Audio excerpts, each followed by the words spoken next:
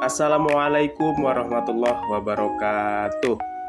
Hai teman-teman, saya Anwar Fuad Mustafa dari Sekolah Tinggi Ekonomi Islam ST Al Furqon Kota Prabu Muli, Prodi Ekonomi Syariah semester 3. Di sini saya akan menjelaskan materi tentang ayat dan hadis mencari nafkah untuk memenuhi tugas ujian tengah semester tahun 2025-2026.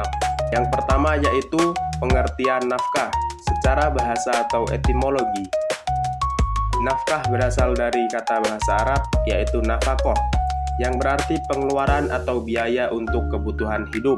Sedangkan secara istilah, nafkah adalah kewajiban seseorang untuk menyediakan kebutuhan dasar hidup bagi orang yang menjadi tanggung jawabnya, baik berupa harta, makanan, pakaian, tempat tinggal, maupun perlindungan dan kasih sayang.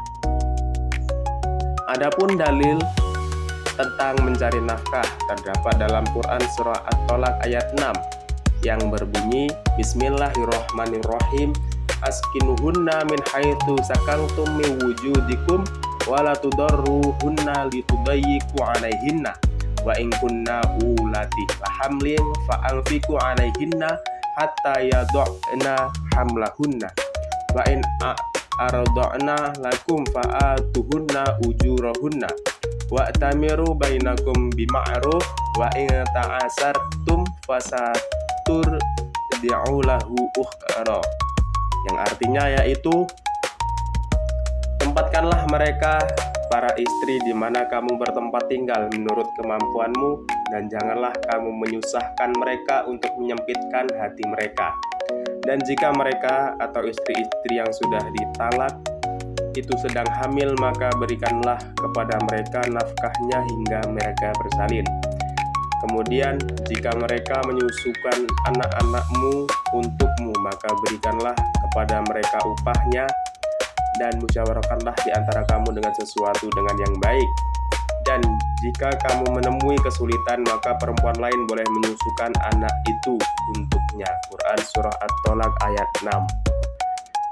Arti dalil yang telah saya bacakan tadi adalah di mana kewajiban sang suami untuk memberi tempat tinggal, larangan menyusahkan seorang istri, kewajiban suami menafkahi bagi istri yang hamil, memberikan upah menyusui, serta bermusyawarah dengan baik. Adapun dalil dalam Quran Surah Al-Baqarah ayat 233 yang berbunyi, Bismillahirrahmanirrahim, wa 'alal mauludi lahu rizquhunna wa kiswatuhunna bil ma'ruf la tukallafu nafsun illa wus'aha, yang artinya yaitu kewajiban seorang ayah menanggung makan dan pakaian mereka dengan cara yang patut atau ma'ruf. Seseorang tidak dibebani melainkan menurut kadar kesanggupannya. Quran Surah Al-Baqarah ayat 233. Ayat tersebut menjelaskan tentang di mana seorang ayah atau suami berkewajiban menanggung nafkah keluarga, terutama makan dan pakaian dengan cara yang wajar dan baik. Nafkah diberikan sesuai kemampuan finansial seorang ayah atau suami tanpa dipaksa melebihi batas. Islam mengajarkan keadilan, kasih sayang, dan keseimbangan dalam rumah tangga sehingga semua pihak terlindungi haknya. Adapun hadis tentang mencari nafkah yaitu hadis riwayat muttafaqun alaih yang berbunyi, Bismillahirrahmanirrahim, wa qala nabiyyu sallallahu alaihi wasallam, idza anfaqa ar-rajulu ala ahlihi nafaqatan yahtasibuha fahiya lahu shadaqah walau annahu yad'u luqmatan fi mar'ati, yang artinya Rasulullah sallallahu alaihi wasallam bersabda, nafkah yang diberikan seseorang kepada kepala rumah tangga kepada keluarganya bernilai sedekah. Sungguh seseorang diberi ganjaran karena meski sesuap nasi yang dia masukkan ke dalam mulut keluarganya. Hadis riwayat muttafaqun alaih. Arti hadis yang telah saya bacakan atas tadi, yaitu yang pertama, nafkah adalah ibadah, di mana hadis ini menegaskan bahwa memberi nafkah kepada keluarga bukan sekedar kewajiban, akan tetapi bernilai ibadah dan akan diberi pahala oleh Allah Subhanahu wa Ta'ala. Yang kedua yaitu tanggung jawab dari seorang kepala keluarga.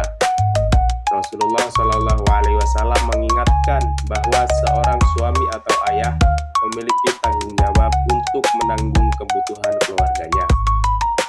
Keadilan Islam terhadap keluarga.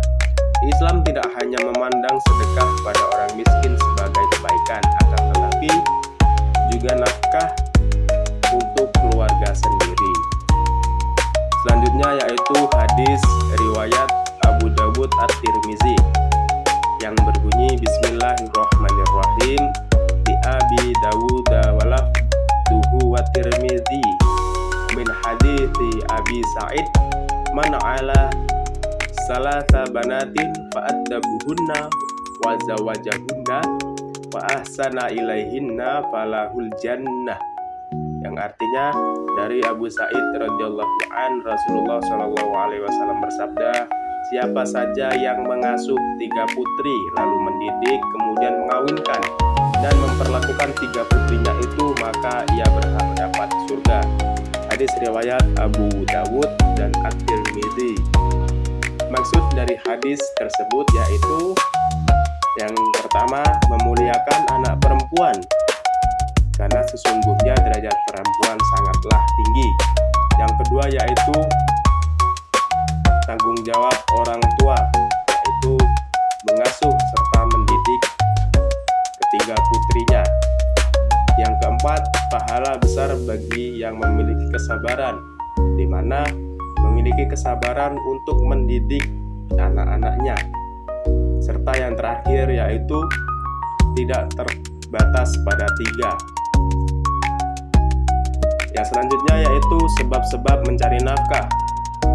Adapun sebab-sebab yang mewajibkan seseorang untuk mencari nafkah yaitu yang pertama, sebab keturunan bapak atau ibu. Yang kedua, sebab pernikahan suami berkewajiban mencari nafkah kepada istrinya. Yang terakhir yaitu sebab kepemilikannya seseorang yang memiliki budak. Adapun hikmah mencari nafkah. Hikmah dari mencari nafkah yaitu ibadah dan kewajiban, usaha yang halal serta bernilai pahala, menjaga kehormatan, tidak bergantung pada orang lain, sedekah untuk keluarga, nafkah yang diberikan akan menjadi amal, melatih tanggung jawab serta kesabaran, membawa keberkahan serta ketenangan dalam hidup. Baiklah, mungkin itu saja yang bisa saya jelaskan dari materi ayat dan hadis tentang mencari nafkah. Saya mohon maaf apabila ada tutur kata atau penjelasan yang kurang tepat, dan saya mohon maaf kepada Allah. Saya akhiri, wassalamualaikum warahmatullahi wabarakatuh.